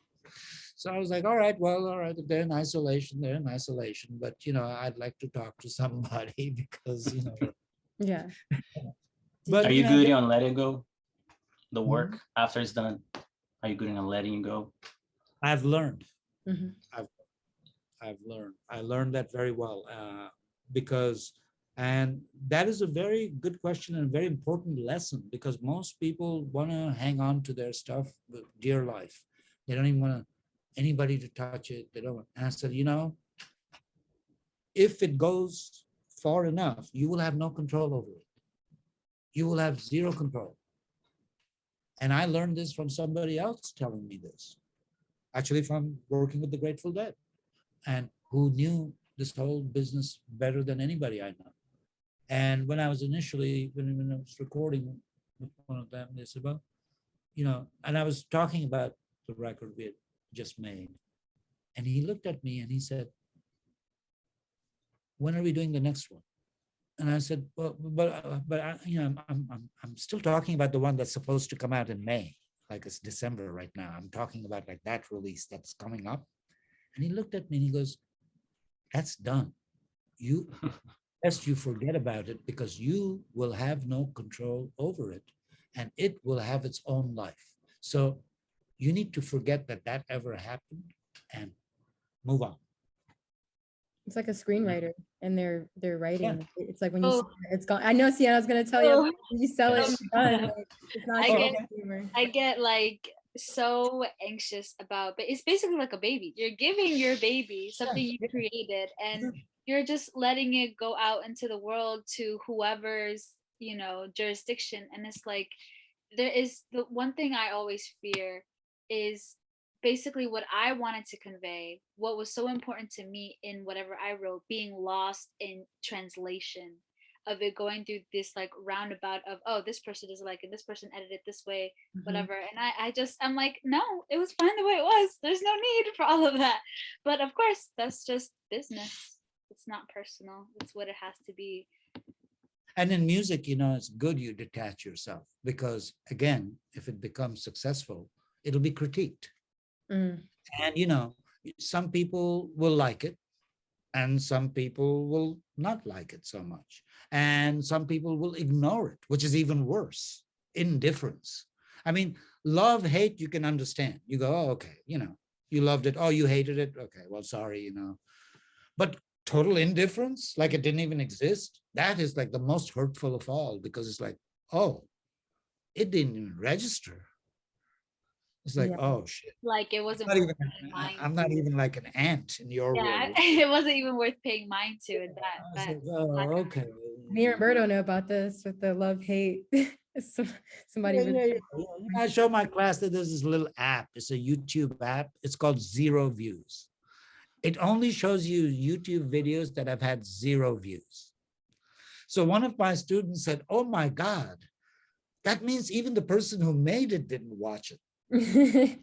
Yes. And isn't that like a lot of the work you hand to me? You don't listen to it, do you? Because if you had listened to it, you would have heard that it ended with 1.5 minutes of silence. FYI, I'm sure you didn't intend that. Cut it. I mean, come on, man. Yeah.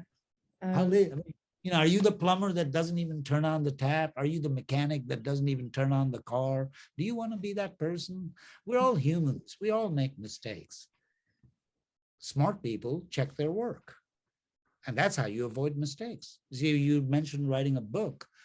That's when I learned what it's like to work with a real publisher as opposed to like self-publishing yourself. I wrote that book for Alfred.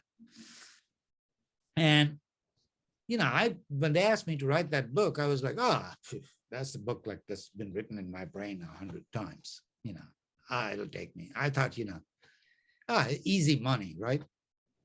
because I don't want to work hard. I'm super lazy. So I'm like, the easier it is, the better it is. So I'm like, oh, a book about India to America, I can pretty much write whatever I want because I mean, How are you gonna first, know? well, that's what I learned. I was thinking, well, after all, I'm the authority, right? I'm the one writing the book. So if you know so much, then write the book yourself. So, but here's the thing. So when it came time, so they were like, oh yeah, good, very nice, blah, blah, blah. And I did a decent enough job, but they have 2 sets of proofreaders and 2 people, because I had to have an accompanying CD that went with the book, where I had to play all the musical examples that I wrote. And see, when I wrote those musical examples, I didn't actually write them. I just thought of them. I went, yeah, like kind of like this. And then this guy with the PhD sits down with what I wrote and he goes, oh, you didn't play exactly what here you said downstroke, but you played upstroke. And I was like, yeah, well, Yeah, it's yeah. Like, yeah, same potato, thing. potato. And they're like, no, it's not the same thing. It's going to be very confusing for a beginner. You have to play exactly what you wrote. And I was like, oh God, now you're making me work. Actually, I have to read what I wrote. And you know how much I hate that. And they're like, well, you have to now, So again, that's proofreader. That's how they can keep their standards high. If they left it up to me, it would have been riddled with mistakes and discrepancies like this. But having a checkpoint, a quality control. So in music, in films, there's the same thing, right? In music, our quality control is who? Well, first of all, it's us, right? Ourselves. Do we like it? In some ways. Then if we're working for somebody else, well, does our client like it even before us? And well, I think you really have to like it first in any case. I have a question actually for you in terms of, and for everybody else, but in terms of like popularity, because I know that classical pieces, et cetera, have definitely gone out of style. People seem to prefer more theme music or soundtracks because like you said before, it's like, who the hell writes Mozart? Like, I love Mozart. I love it. I love everything with classical Good music. for you. Yeah, because I play the violin. I've just spent so much years doing that. That's why. That's why. See, if you play an instrument, you have a different introduction into music as opposed to if you don't play any. Yeah, because I always have to explain to people. I'm like, this is amazing. Like, what do you mean Shostakovich? They're like, I don't know what you're talking about, and I feel so stupid. Yeah, you totally lose Shostakovich. Oh my God. Like, so that's what I was kind of wondering. I was like, why do you think that these are becoming so popular? Like, they're topping charts, like these songs are kind of reaching a stage where people remember them even outside of the films. Like, if you think of like Psycho's, is that Bernstein? I can't remember, but like Psycho is like the shower scene. Yeah, when they're the shower stabbing scene, and like everybody, that song, that piece is iconic now because everybody uses it. If something scary is going to happen or something thrilling, and that's not even music, that's just noise, right? I know, but I guess like the soundtrack, the noise, like I don't know, or like So Jaws. You said Jaws. It goes to show you that the definition of music is so broad now. I mean, Hitchcock just took some industrial sounds and manipulated the tape in a way. Again, this is a bit of technology coming, early stages, very early stages. But you can already see that this is no longer we'll play a horrible sounding violin melody or anything. Like totally, avant-garde, you know what I mean? That blows me away that, to think that, I mean, I guess that's why the film is still being talked about. How many films, when was that film made? It's like 1960. That's when that film came out, is 1960. Psycho. So we're talking about it like 60 years later. I mean, how many films do we even talk about 60 days later, let alone 60 years? So, right. Wow, That's a true point, because I feel like whenever I look at an old movie that I can always kind of like go back to, and especially like in high school with the theme of high school and The Breakfast Club. What is it? In 1985, it chopped the US Billboard Hot 100 at number 1. And the reason why is because, you know, at the end of the film, when what's his name? John Bender, I think it was I forgot his name, but it was the one of the main characters in the scene where he's like fist pumping in the air across the football field, and then there's that song in the background, "Don't You Forget About Me." Like that has become such a part of like our pop culture today that almost no generation cannot, you know, recall that song at the top of their head. And the iconic status that that reaches is just really, really stays with us in the same way that O Fortuna, that classical piece where it's like this really dramatic, um, bombastic kind of piece of music that basically alludes to a certain kind of danger or tragedy happening. And a lot of people actually use that in like random YouTube videos to foreshadow like some kind of tragedy to, you know, basically make the scene kind of ironic that some kind of tragedy is going on, but that's still a part of basically our culture and what we know today. But that's what I'm saying. Like your dog dies and you're playing Oh Fortuna. Yeah, and it's Oh my happening God. slow motion too, and then that's when the song Like- like really, So yeah, after a while, you get desensitized. It gets like too Yes. much. You know? You're just going like, holy crap, you know. yes, But you make a very interesting point that a lot of musicians have caught on to, which is a film can be a medium to gain fame. So if, you know, let's say you can't get a record deal, right? No record label wants to sign it, which is very hard to get. But you end up doing a song in a movie and the movie becomes a big hit and your song becomes a big hit as a result. And now suddenly you're the hottest thing on the block and everybody wants to sign you on and so on. So a lot of musicians look at films as a way of breaking into music, meaning that they, you know, there's many ways to do this thing, right? So perhaps one way to do it, if we can't succeed just as straight up rock and roll band or whatever, maybe we can do the soundtrack. And because, you know, in music, there's one very important element in pop music, which is repetition. To like something, you've got to hear it a few times, right? So how do you get your song played over and over again? yeah, Well, the traditional method was you pay a radio station, give them money, which is right, bribe basically, but it's a formal way of bribing somebody. Corporations do it all the time. They call it advertising, right? Coca-Cola, here's the ad. It's a bribe, essentially. And then they have their artists that now have to be played. So they're all tied to, it's amazing how it works. yeah. Bigger industries, too much money. Yeah. So they all kind of are in it. You know, you scratch my back, I scratch yours, you know, we'll all help each other out and we'll all make a ton of cash Right. off of all these sheep that we see in front of us that will willingly hand it over to us if we just give them what they want. Right. It's tied to so much to the point where you hear those songs in your local supermarket, So shopping that- around. Yes, but see, those are the big hits. For me to hear Hotel California, which is a 50-year-old song, and Yeah. Giant at Midnight, is like, okay, wow, that's a song like the Eagles wrote back in the 80s. Mhm. Yeah. And it's amazing that it's still like, you know, being played in the grocery store. And I Right. think I saw an interview with Don Henley who sang it. And he said, you know, that's the moment I knew I'd really made it. Like, very Grocery stores. I section of Giant at 2 a.m. and this was playing in the background. That Or means you're that- being played in a mall at 10 a.m. Like Yeah, that's what you but it's a way to become known in a very competitive field, which is music, just like film, perhaps even harder because, you know, film, you see the big difference I see with producers. A film costs a lot of money to make.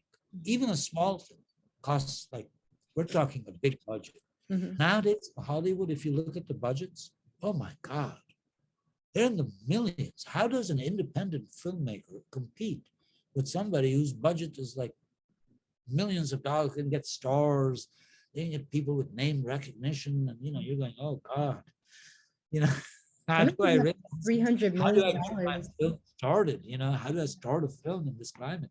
And so musicians have the same kind of situation. How do you get your record to be, your song to be played on Spotify every 20 minutes? Right. So it burns. Because I believe you can sell anything to people, which goes back to my earlier point, which I won't repeat, but you can sell it to them as long as you just drill it into their brains enough, right? You just have to keep repeating it, just like until they go, oh, okay, I think I'm gonna go get that. It's that simple. I mean, McDonald's and all of them have figured it out decades ago. Just keep hitting them with the ad non-stop, you know. I tell my students, I said, look, do you think McDonald's needs to advertise today? No, Right. Have the market already, but look at their advertising. amazing. It's nonstop. It's nonstop. If they do one nice thing, like if they give, let's say, a charity, oh, $1 million to build homes for victims of something or the other, Right. they'll spend 500 million advertising, They did it. and they gave 1 million to this charity for building homes. So they know the game all too well. And you know, now you just have to go pa-da-pa-pa-pa, and Yeah. Everybody knows but, it. yeah, what I mean, that's again music, right? The power of music. You make it by repetition. You drill that into people's brains so deep from a very young age. Imagine the power of that. Right. And now when they hear, they just have to hear those 5 notes. It's like they taste the hamburger, they taste the fries. Everything brings up a whole colors, world. The everything. power of sound. The power of sound that we were talking about earlier about being blind. Mhm. See, you don't have to have sight. You just hear that sound and your mouth starts to salivate. You feel all the emotions, everything. It's fascinating to me how you can Mhm. manipulate the consciousness with sounds, something you can't even see. But the amazing thing about sound is different than light or vision. Light doesn't penetrate the body. It never enters inside you. It just bounces up. Sound actually goes into your body. Mhm. And that is a huge, again, a big difference between the visual and what is heard. And nowadays, I keep telling my, you know, in audio, we have a saying, with the lights off, meaning listen to your final mix that you make and turn off the computer screen. Because all those shining little blinking lights that are so fascinating that keep going off, they're also distracting you totally. You just need to listen. So you have to deprive yourself of other sensory stuff so you can just focus on your ears. Some people are able to do it in a busy, crowded street, Mm. and others of us have to switch off the computer screen and just listen. But I've seen people who can do it like in crowded places too. It kind of reminds me of that experiment. I forgot what it was called, but it's psychology, that classic experiment with the dog, and they do the ringing, and then automatically over time the dog starts Oh, salivating. Pavlov's dogs. Pavlov's dog. It reminds me exactly of that. So I feel like basically what we've all like what come to the consensus of this is that iconic status of these. So I mean, I'm sure it has to. I don't want to say it has to be good because I guess music is subjective. But it's like you said, drilling it into a person. So like even something as TikTok. I mean, I don't use TikTok, but you know, like all those people that keep using those sounds over and over and over, and now. Like I know artists that, artist, she was like, hey guys, thanks for getting her album from 2006 went back on the charts because like it was used on TikTok and people were dancing to. She's like, thanks for buying me a ham sandwich with all this, you know, Spotify money you gave me because people just hearing it over. And I listened to it because I was like, what is this song? So then I listened to it. I was like, man, it's kind of catchy. And I just kept listening to it. Yeah. So they said repetition, right? Yeah. It was repeated. So how do you get your song to be repeated over and over again? Well, one way is you write a great song and, you know, you have the right connections and a big label backing you and they put it on the radio for you, you know, because it'll make them millions of dollars as well. You look great. You've got the right look that the industry is looking for. Everything matches up. But what if you're not one of those lucky darlings? You know, what happens then to the rest of us who are normal? You better have money. I mean, you know, how do we get our stuff out there? And this is like most of 99.9% of us don't look like Brad Pitt, unfortunately. Yeah, right. So, or fortunately, whatever it is. I mean, Roberto yeah, looks like Brad Pitt. Yeah, right, Roberto. God, Go God, ahead. no. but some are not. You know, some are just, I don't know. I mean, there's an incredible sense of alienation and depression, I think, and COVID made it like 10 times worse, if you would. And people suddenly just, I think, the music world got decimated. Because every show ended, every possibility of performing, which was the only thing left for musicians, because all music is stolen by people, right? They just share it, quote unquote, and that's it. And you don't make any money. Or it's all streaming, which pays like literally, what used to be a physical sale, meaning you got $7. See, when I started in music, and I sound like an old person, but it wasn't that long ago. I am old, but that's age is a relative thing. It wasn't that long ago that you still had hard copy, meaning you sold product. And when you sold product, it sold at the store for $15, but you got $7 per copy. Now you sell 500,000, which is not big money. I mean, big artists sold, 10, 20, 50 million. 100 million. But even a small, modest success would be 500,000, 1 million sales, which nobody would really even talk about in the United States because it's such a big market. But you made yourself $7 million. Now, with streaming royalty, you have 1 million streams and they give you 50 cents. And they go, here you go. You didn't meet the threshold this month. And you're like, the threshold? What is the threshold? $5. I didn't even sell $5 in the last 6 months. And they're like, oh, well, no, your total income came to like 99 cents and whatever. And you go, oh, but these streams are like, I've got some, I mean, I'm not like, Adele, but I have some, right?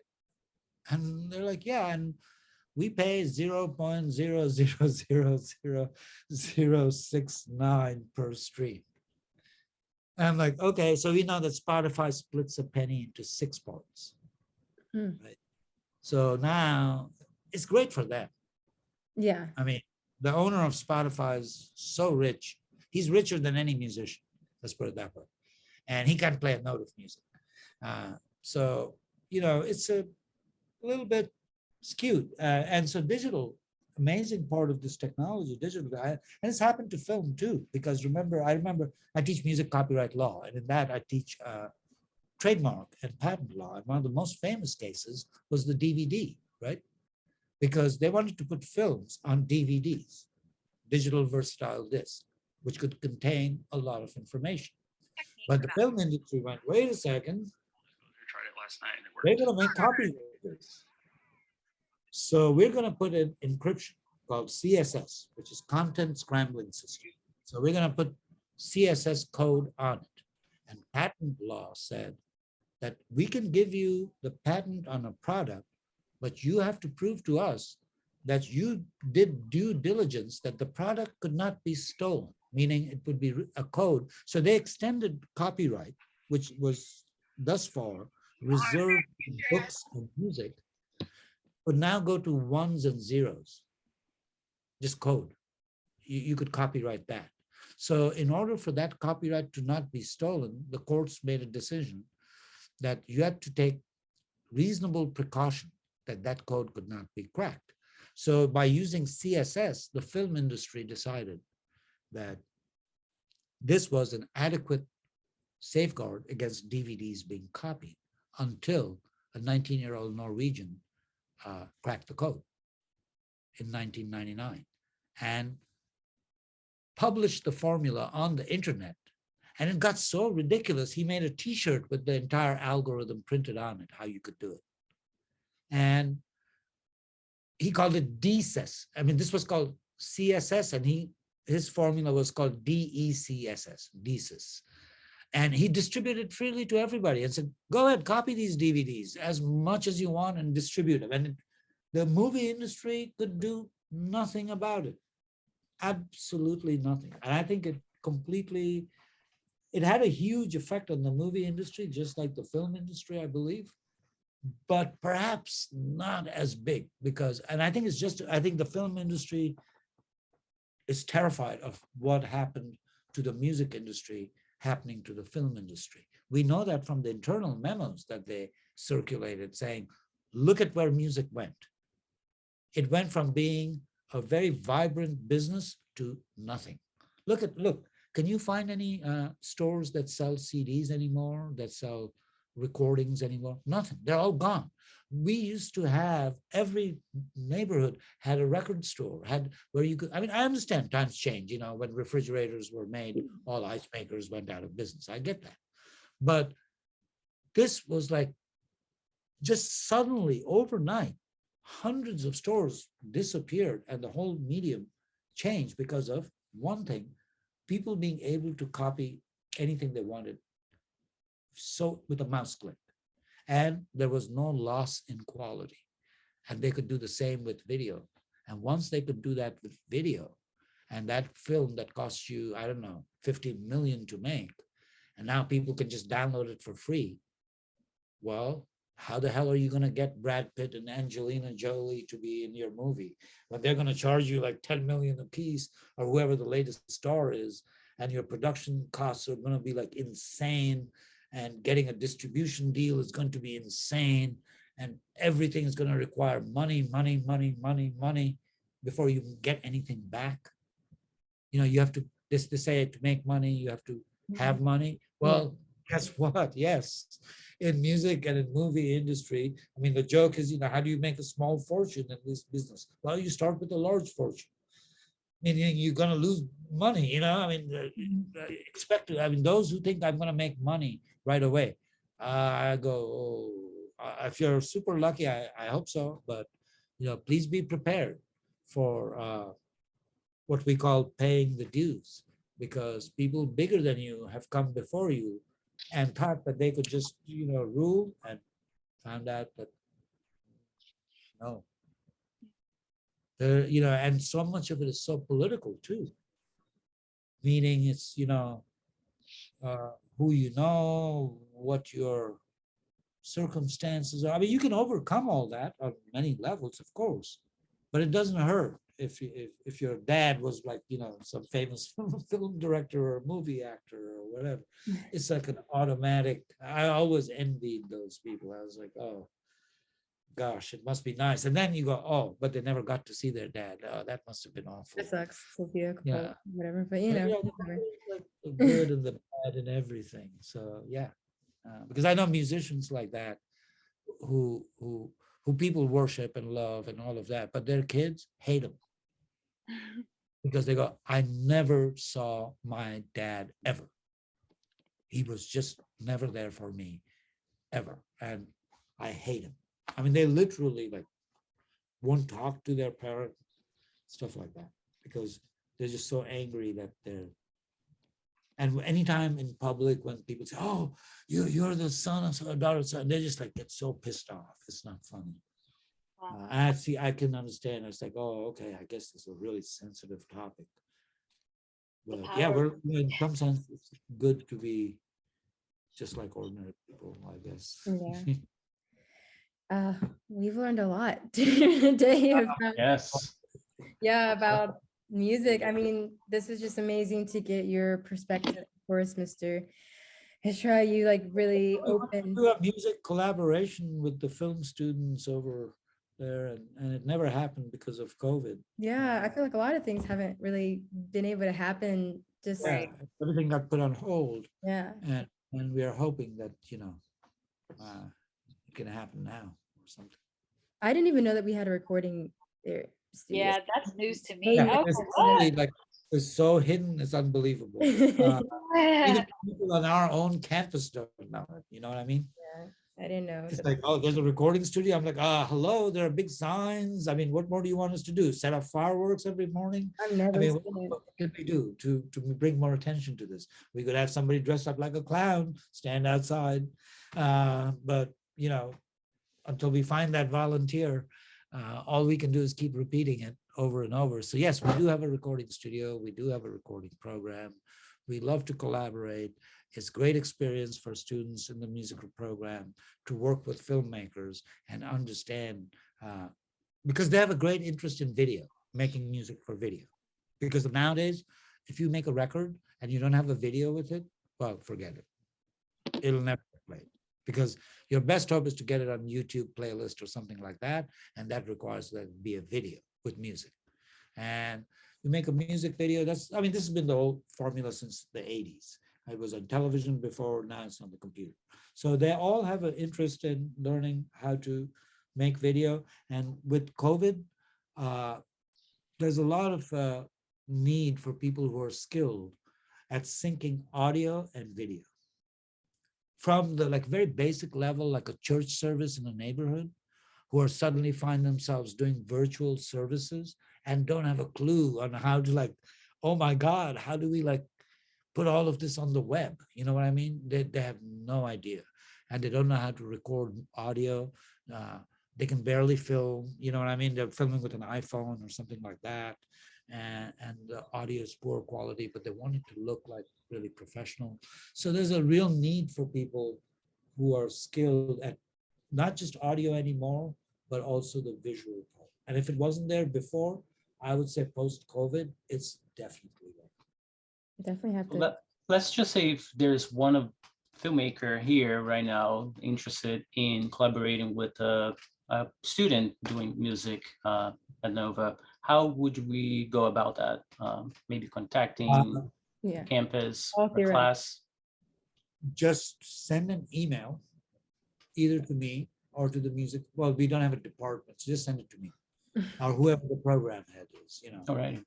Me, you know, just send it to me, and then I will circulate it among students and pick the you know, the ones that are really interested, give it to them, say, you know, and there are several who will jump on it, who will go, oh my God, yes, I want to do it. I want to do it. Because, you know, they just want they want to collaborate, they want the experience, they want the interaction, they want the skill.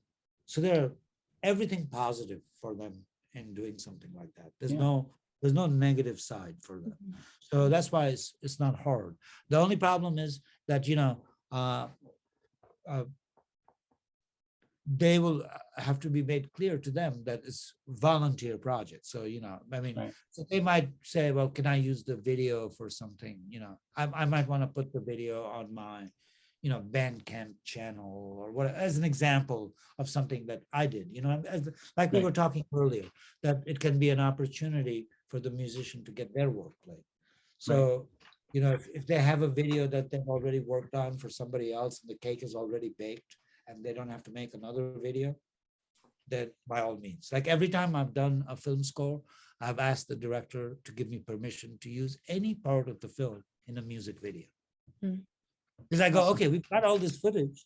What if, I mean, the chances of me using it are probably zero because nobody wants to see one of my music videos. So it's very simple.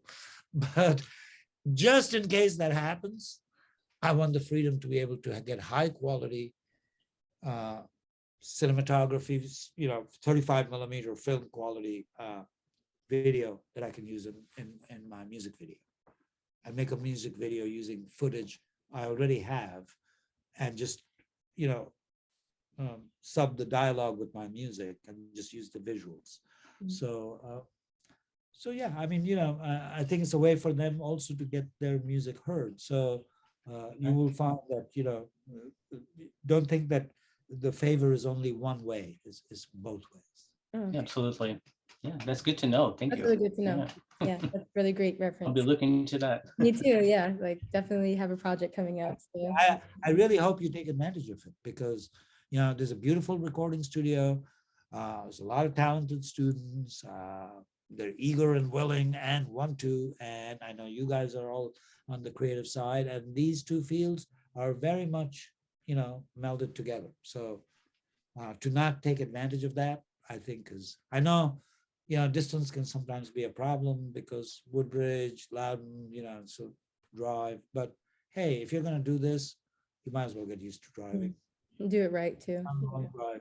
Yeah. There's people that have taken much longer drives for much less than this, and in the hopes of getting somewhere. You know how many people show up in New York City or in LA from the neighboring areas thinking, oh, I'm gonna make it, you know, or whatever, and and have to drive back home after 3 nights of living on the streets. Saqqara, Because that'll be me and you. That's really funny. Me and you.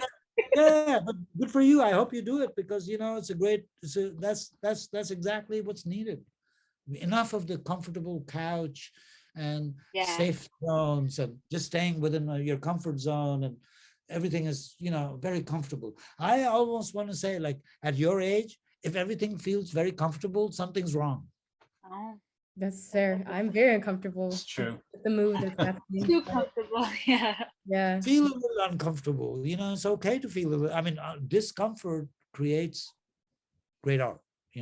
If you read Steve Jobs' biography, he had a little machine in his backyard, and this kid next door would hear this awful racket, and you'd go in there and say, well, what is that? It's because it was some metal thing that kept going round. And he said, come back in 3 weeks and I'll show you. And when he came back to it, he turned it off and he took out these beautifully shining stones, what used to be rocks inside. So it was all that discomfort, that friction, nonstop friction took that ugly, ugly meaning unsightly looking, unformed piece of black, useless rock, what it looked like, was now a beautiful, shining, multicolored stone and it came out of that pressure. So, going out there and starving a bit, I've done it. I'm sure every musician I know has done it. I'm sure plenty of actors have done it. Yes. I'm sure plenty of directors have done it. I would wager almost every famous actor today, probably, unless they were, I don't think, no, even being born into wealth would do it. I think they've all experienced it, and everyone, most likely. They've, because you don't become that good without just, lying on a feather bed your whole life. You have to experience all different things to be an actor like that can play all those different roles. I mean, sometimes people would ask musicians, like, hey, like, how the hell do you write a blues song about all this suffering? You're a millionaire. You're living in a big mansion, you drive a Bentley, and you're writing a song about being down and out. It sounds ridiculous. And they go, well, it doesn't mean that I have to be down and out right now. I'm going back in my mind to 10 years ago. And I go, bravo, because it's much more comfortable to write about being down and out when Yeah. as opposed to when you're actually like getting Actually wet got in the it street. out. You get pen and it just gets washed away and no electronic devices will work. So there's a practical part to it. Anyhow, but I'm just joking. It's I think people get too comfortable and they want it all handed to them. And I go, it's never going to happen. I tell my music students, I can write it down for you. Warner Brothers will never come and knock on your door. Let me read it again. Warner Brothers will never knock on your door. That's So so if you're waiting for that day to come, it will never happen. Mm. You've got to go out and get it. Right. So yeah, you can sit in a classroom and feel very comfortable, but I say, I'm not doing you any favors by giving you a nice grade. I should give you a bad grade so you feel a little uncomfortable. So I make you a little more motivated, as opposed to being soft. But I can't give anybody a bad grade. That's why I told the other guys, you manage the studio, because people would say, can I come and record? And I go, yeah, sure. Everybody else would get all upset, like, like, why did you tell them they couldn't come in here? And you've told 4 people to come at the same time. And I'm like, well, somebody else manage this because I can't say no. I want to record. What am I going to say? No, I can't do that. I'm like, yeah, come on in. Just like I told you guys, come on in. Yeah, use the studio. I mean, that's what it's there for. Okay, you have to wait 20 minutes because somebody else is in there. Well, Right. All right, guys, you heard the man. We're on our way. I hope I see you all soon. And No, I would really love to get. what are you working on? Are you working on a film right now? Actually, me and Roberto just finished with Nova's Film Club, a film that we just finished last week. So I'm gonna start the editing for that, which looking so much forward to that for the entire month. And then I have another project coming up before I leave for LA to go to school. So that'll be in July for me. So if you ever need any sounds, music, Yeah, I want to actually do that now. I'll hit them We'll up. definitely send that email. Yeah, 'cause that's definitely something we can that'd do be that. really great. So, I mean, again, we won't take it personally if you say I hate it. Or if so don't feel like, just because you come there, you have to use it. You can, oh God, this is like really awful. I hope it won't be the case, but, I mean, some people love garlic, other people hate it, right? So if you say I hate it, we're just going to go, okay, sorry, here's another one. Try this one, the good thing is you'll get 4 or 5 versions. So it's rare to get 3, 4 people, 5 people to do music for you, knowing that, they may not get anything out of it. Only one will get something, but you have a choice of picking the one you like, or bits of that, Right. Well, thank you. Yeah, thank you. Yeah, thank you so much. For just like letting us pick your brain. What a master class. Yeah, Yeah, right. master class. You just Oh, I went totally off the subject a lot of times, but hey, that's why I said edit. I say that in music too. I tell people when I play, cut out 95% of what I played and keep 5%, because that's what I do myself. I'll play for 8 hours and I'll probably keep 5 minutes. Oh wow. And the rest I'll just throw away because it's garbage. It's an easy way to make music, because with digital, you have to worry about tape length and all that. So you can just keep recording everything, except then you have to listen to it. So that's the problem. But that way, if something fun happens, you just cut out that bit and you cut out that bit and you cut out that bit and you put it away in a folder. And you don't know where you're going to use it. You don't know what you're going to do with it, but it's there. And one day you're working on something else and you need something, you go, oh, I've got just the thing. Absolutely. And there it is, so. There are a lot of good bits in here. So Thanks so much. Thanks to Roberto and Sianna. Thank you so much. Thank you so much, Mr. Mishra. We definitely will be contacting you because you're Anytime, absolutely welcome. And Thank you. Thank you, Nova's audience. Thank you so much for coming to my first episode of my podcast, and we'll see you in the next episode. So, bye. Bye, everybody. Bye. Bye.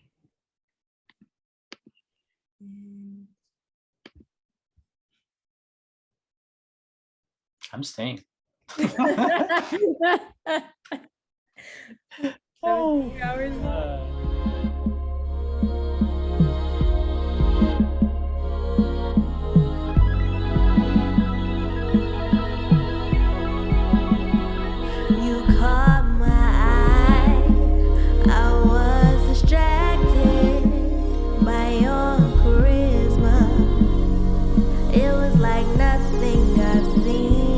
Strangest thing when it's just